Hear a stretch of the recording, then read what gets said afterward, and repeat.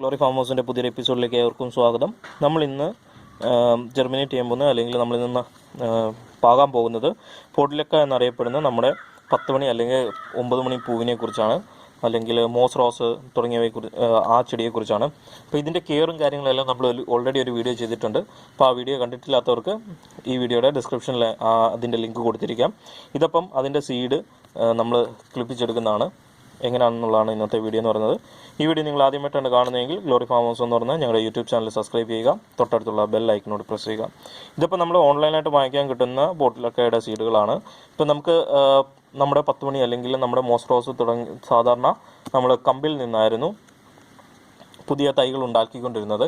എന്നാൽ ഇപ്പോൾ ഹൈബ്രിഡ് വെറൈറ്റികൾ, വളരെ കളർഫുള്ളായിട്ടുള്ള ഹൈബ്രിഡ് വെറൈറ്റികൾ വന്നു തുടങ്ങിയ സമയത്ത് നമുക്കിപ്പം അതിന് സീഡുകളുണ്ട്. അപ്പോൾ ആ സീഡ് ഉപയോഗിച്ചിട്ടാണ് നമ്മൾ ജെർമിനേറ്റ് ചെയ്യാൻ പോകുന്നത്. ഇതിൻ്റെ ഒരു പ്രശ്നം അല്ലെങ്കിൽ ഇതിൻ്റെ ഒരു പ്രത്യേകത എന്ന് പറയുന്നത്, നമ്മൾക്ക് ഉണ്ടാകുന്ന ആ ചെടിയിൽ നമ്മൾ കളക്ട് ചെയ്തെടുക്കുന്ന സീഡുകളുടെ ജെർമിനേഷൻ റേറ്റ് കുറവായിരിക്കും. ഇതേപോലെ ഓൺലൈൻ ചെയ്യുന്ന അല്ലെങ്കിൽ ട്രസ്റ്റഡ് കമ്പനികളുടെ സീഡുകളായിരിക്കും കുറച്ചുകൂടി ബെറ്റർ എന്ന് പറയുന്നത്. ഇത് അതിനകത്തെ മിക്സഡ് കളറാണ്. നമുക്കിനി ഇത് ക്ലിപ്പിക്കാനുള്ള പ്രോസസ്സ് എങ്ങനെയാണെന്ന് നോക്കാം. അപ്പോൾ ഇത് നമ്മൾ ഓൺലൈനായിട്ട് വാങ്ങിച്ചിട്ടുള്ളവയാണ്. ഇത് trustbasket.com എന്ന് പറയുന്ന ഓൺലൈൻ സൈറ്റിൽ നിന്നും വാങ്ങിച്ചിട്ടുള്ളവയാണ്. അപ്പോൾ ഈ സൈറ്റിനെ കുറിച്ചുള്ളൊരു റിവ്യൂ വീഡിയോ ഞങ്ങൾ ചെയ്തിട്ടുണ്ട്. അതിൻ്റെ ലിങ്ക് ഈ വീഡിയോയുടെ ഡിസ്ക്രിപ്ഷനിൽ ഞങ്ങൾ കൊടുത്തിരിക്കാം.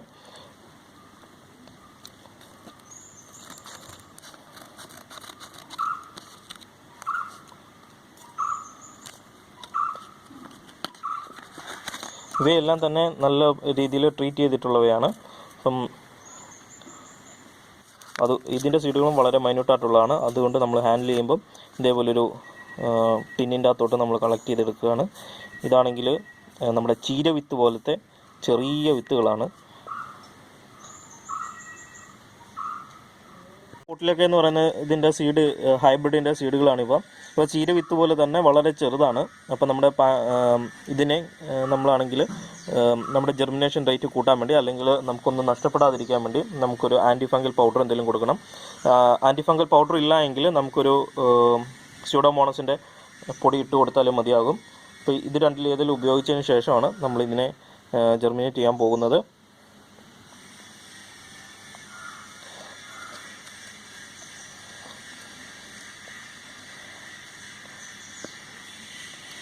നമ്മൾ നല്ല രീതിയിൽ മിക്സ് ചെയ്തിട്ട് എടുത്തിട്ടുണ്ട്. അപ്പം ഇത് നമ്മുടെ വിത്തുകൾ പാകാനുള്ള ട്രേ ആണ്. അപ്പോൾ നമ്മൾ സീഡിങ് ട്രേക്ക് പകരം ഇത്തരം ട്രേകളിലാണ് ഈ ടൈപ്പിലുള്ള വിത്തുകൾ നമ്മൾ കിളിപ്പിച്ചെടുക്കുന്നത്. അപ്പോൾ ഇതിലേക്ക് നമ്മൾ ചകിരിച്ചോറ്, അതേപോലെ തന്നെ ചാണകപ്പൊടിയോ അല്ലെങ്കിൽ ആട്ടുംപുഴുക്കപ്പൊടിയോ, അതേപോലെ ഗാർഡൻ സോയിൽ നമ്മൾ ഉപയോഗിച്ചിട്ടുണ്ട്.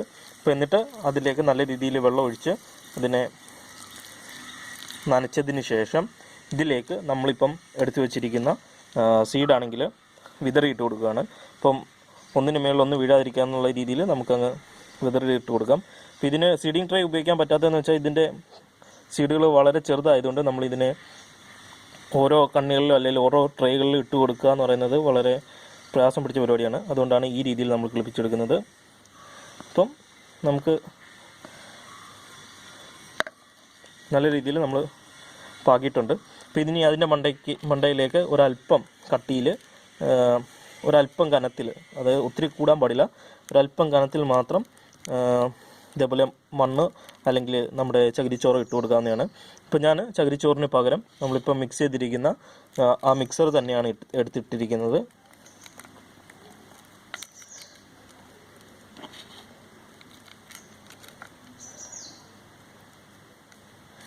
അതിനുശേഷം നമ്മുടെ ഈ ട്രേ ഒന്ന് നനച്ചത് കൊടുത്ത് അതായത് നമ്മുടെ ഈ വിത്തിട്ടതിന് ശേഷമുള്ള ഒന്നുകൂടി ഒന്ന് നനച്ച് കൊടുത്തതിന് ശേഷം നമ്മളിതിനെ ഗ്രീൻ നെറ്റിൻ്റെ കീഴിലേക്കോ അല്ലെങ്കിൽ ഷെയ്ഡിലേക്കോ മാറ്റി വെച്ചിട്ട് വേണം കിളിപ്പിച്ചെടുക്കാൻ വേണ്ടി.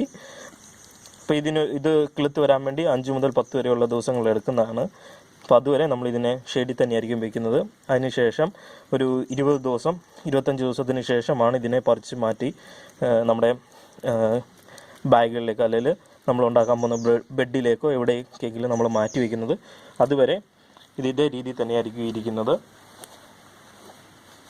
അപ്പോൾ അതിനുശേഷമുള്ള വീഡിയോ, പറിച്ച് നടുന്നതൊട്ടുള്ള വീഡിയോ മറ്റൊരു എപ്പിസോഡായിട്ട് ഞങ്ങൾ ചെയ്യുന്നതാണ്. അപ്പം ഇത് നമ്മുടെ പോട്ടിലക്കയുടെ ടേബിൾ റോസ്, മോസ് റോസ് എന്ന് പറയുന്ന ഇവയുടെ സീഡ് ജെർമിനേറ്റ് ചെയ്യാൻ വേണ്ടി വെച്ചിരിക്കുന്ന സീഡ് പ്രൊപ്പഗേഷൻ മെത്തേഡുകളാണ്. അപ്പോൾ ഇനി ഇതിനെ വെയിൽ കൊള്ളാതെ ഗ്രീൻ നെറ്റിൻ്റെ താഴേക്കാണ് മാറ്റുന്നത്. അതാണ് ഇതിൻ്റെ കെയർ എന്ന് പറയുന്നത്. അതേപോലെ വെള്ളമാണെങ്കിൽ കൂടിപ്പോകരുത് ഒരു കാരണവശാലും. അതേപോലെ തന്നെ ഒന്നിടവിട്ടുള്ള ദിവസങ്ങളിൽ സ്പ്രിംഗ്ലർ ഉപയോഗിച്ച് അല്ലെങ്കിൽ സ്പ്രേ ചെയ്ത് കൊടുക്കുക ആകാവൂ. കുത്തി ഒഴിക്കാൻ പാടില്ല. കുത്തി ഒഴിച്ച് കഴിഞ്ഞാലുള്ള കുഴപ്പമെന്ന് വെച്ചാൽ ഇതിൻ്റെ മണ്ണാണെങ്കിൽ തറയുകയും അതേപോലെ തന്നെ നമ്മുടെ സീഡാണെങ്കിൽ നഷ്ടപ്പെടാനുള്ള സാധ്യത കൂടുതലാണ്. അതുകൊണ്ട് സ്പ്രേ ചെയ്ത് മാത്രമേ കൊടുക്കാവൂ.